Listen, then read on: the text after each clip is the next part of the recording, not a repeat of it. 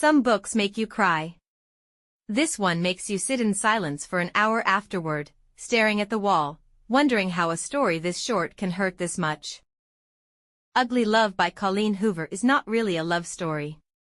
It's a story about what happens when love and grief are so tangled together you cannot tell them apart anymore. Today I'm breaking down the entire book, every chapter, every twist, and the ending that broke the internet.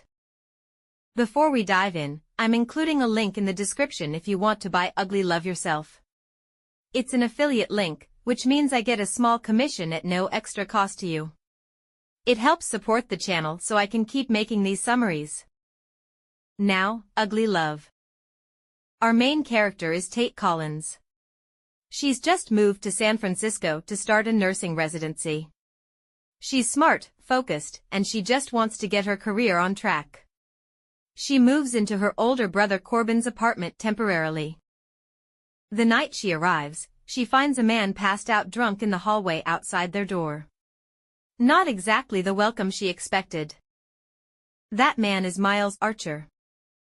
Miles is Corbin's best friend. He's an airline pilot. And he is, by every standard, beautiful, emotionally distant, but beautiful. The kind of man who walks into a room and you forget what you were saying. Tate notices him. He notices her. And what happens next is not love at first sight. The setup.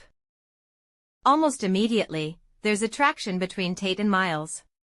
Real attraction. The kind that makes everything else fade. But Miles makes something very clear to her, right from the start. He cannot give her a relationship. He doesn't want one. He doesn't want love. He doesn't want a future. What he wants, and what he offers Tate, is 2 rules. Rule number 1. Never ask about his past. Rule number 2. Never expect a future. If she can live with those 2 rules, he tells her, then they can have what they want with each other. And here is where every reader splits into 2 camps. Camp 1 says, Tate is a grown woman who can make her own decisions. She knows what she's agreeing to. This is a no-strings situation between 2 adults. Camp 2 says, Miles is broken, and Tate is walking into a relationship designed to break her too. Why would a healthy person agree to be loved without being loved back? Both camps are right. And that's the genius of Colleen Hoover. She writes the kind of situation where you understand both sides because you've probably lived one of them. Tate agrees to his rules. She tells herself she can handle it. She is wrong. What follows in the present-day chapters is Tate slowly, painfully falling in love with a man who has built an entire fortress around himself to make sure no one ever gets in. He gives her his body. He gives her his time. He does not give her his heart. And every time he leaves her apartment without saying anything meaningful, she breaks just a little more. But the real heartbreak of this book is not happening in the present. It's happening 6 years ago. Miles's past. Colleen Hoover does something brilliant with this book.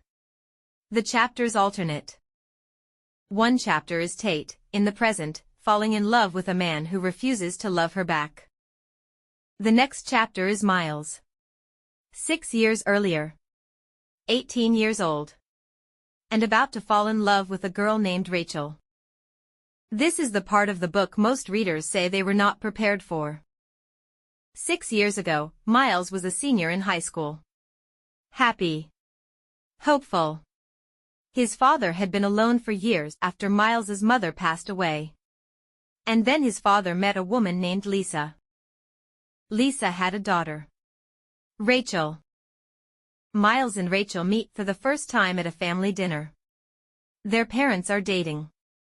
They might become stepbrother and stepsister. But before any of that happens, Miles and Rachel fall in love. Completely. The kind of love that 18-year-olds fall into when they don't know yet that love can destroy you. They start seeing each other in secret. They know their parents would never approve. They know they're playing with fire.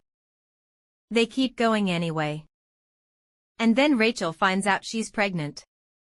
Miles is 18. Rachel is 18. They are about to become parents. And their parents are about to get married, which would technically make them step-siblings raising a child together. For most people, that's enough to walk away. For Miles and Rachel, it isn't. They make a plan. They will keep the baby. They will tell their parents the truth. They will face whatever consequences come. Because they love each other, and they love the child they have not yet met. When they finally tell their parents, it is exactly as bad as you would expect. Rachel's mother is destroyed. Miles's father is humiliated. The wedding is called off. Both families are torn apart.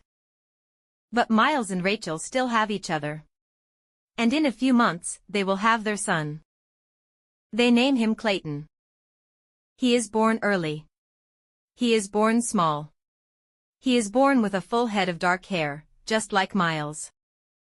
And for one perfect week, Miles is a father, Rachel is a mother, and the two of them are exactly where they always wanted to be. They take Clayton home from the hospital. They are exhausted. They are happy. They are everything. The tragedy.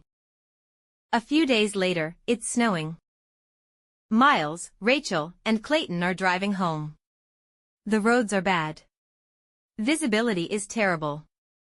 Miles is exhausted from sleepless nights with the baby. He is doing everything right, driving slowly, hands at 10 and 2, concentrating on the road. He blinks. Just one blink. He swears it. Just one moment where his eyes closed because he was so tired. And in that one moment, the car hits ice. The car crashes. Miles wakes up in the hospital. Rachel is alive. She survives. Clayton does not. Their son, 1 week old, dies in the accident. And in that moment, in that hospital room, with Rachel staring at him through tears, Miles understands something that will define the rest of his life. He killed his son. It doesn't matter that the road was icy. It doesn't matter that he was a good driver. It doesn't matter that he loved Clayton more than his own life. He was behind the wheel. He blinked. And his son is dead. Rachel cannot look at him. She cannot speak to him. The same boy she loved enough to defy her entire family, she now cannot stand to be in a room with. Within weeks, Rachel is gone. She transfers schools. She refuses his calls. She blocks him from her life completely. Miles loses his son. He loses Rachel. He loses everything in one car ride. And then he makes a promise to himself. He will never love again. Because every time he loved someone, it ended in destruction. So he is done. He is closing the door. He will live the rest of his life as a man who feels nothing, because feeling nothing is the only way to survive what he survived. That is the Miles that Tate meets 6 years later in the hallway. Present-day resolution. Back in the present, Tate is falling apart. Miles holds her, sleeps with her, eats meals with her, and refuses to give her anything more. She tries to make herself small. She tries to follow the rules. She tells herself it is enough. Eventually it isn't. Because Tate falls in love with him. Real love. The kind that demands honesty. And one night, she finally breaks the rule he made her promise to keep. She asks about his past. Miles tells her everything. About Rachel. About Clayton. About the snow. About the blink. About the promise he made never to love anyone again. And here is where readers split for the second time. Some see Miles's confession as the moment he becomes capable of loving Tate.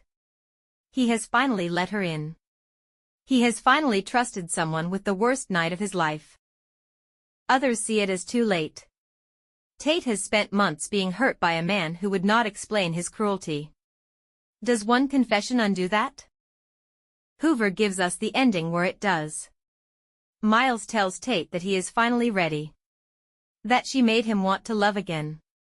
That he is not the boy who lost Clayton anymore, he is a man who has decided to be alive again. They get their happy ending. But Hoover never lets you forget what that ending cost. Stopwatch equals 1,000. Clayton is still gone. Rachel is still gone. Miles will carry that crash with him for the rest of his life, even as he learns to love Tate. Stopwatch equals 1,000. That is the ugly love. It isn't pretty. It isn't clean. It is two people loving each other inside the ruins of everything they lost before they met. Stopwatch equals 1,000.